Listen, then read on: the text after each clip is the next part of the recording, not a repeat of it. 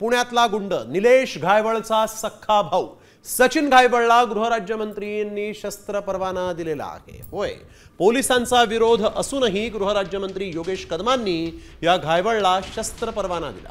सचिन घायवळ याच्यावर गंभीर गुन्हे दाखल आहेत। खुनाचा प्रयत्न, आर्म्स ऍक्ट सारखे गंभीर गुन्हे दाखल असतानाही गृहराज्यमंत्री योगेश कदमांनी 20 जूनला अधिकृत शस्त्र परवाना त्याला दिला आणि त्यावर खुद्द गृहराज्यमंत्री कदमांची सही आहे। घायवळ टोळीचा गुंड निलेश घायवळ याच्यानंतर सचिन घायवळ हा म्होरक्या आहे।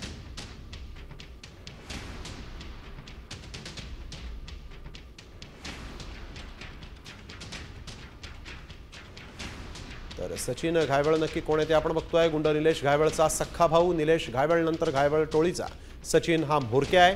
घायवळवर खुनाचा प्रयत्न, आर्म्स ऍक्ट सारखे गुन्हे दाखल आहेत। पुणे पोलिसांनी घायवळला शस्त्र परवाना नाकारला होता। गृहराज्यमंत्री कदमांनी 20 जून 2025 ला त्याला हा परवाना दिलेला आहे।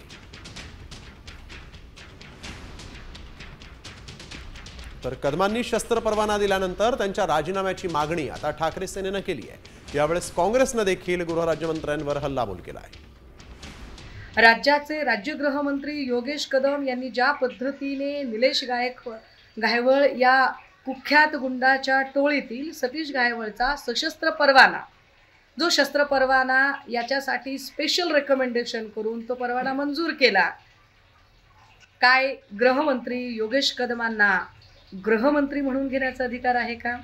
तात्काळ राज्याचे गृहराज्यमंत्री योगेश कदम यांचा गृहराज्यमंत्री पदाचा राजीनामा घेतला जावा। सचिन घायवळ हा सध्या प्रदेशात राहिलेला आहे, अनेक आरोप त्याच्यावरती आहेत आणि त्याला शस्त्र परवाना हा योगेश कदम यांनी दिला असा आता सुषमा अंधारेंनी आरोप केला। एकंदरीत दादागिरी कोणत्या दादाच्या भरोशावर चालू आहे मुख्यमंत्र्यांनी एकदा जाहीर करावं।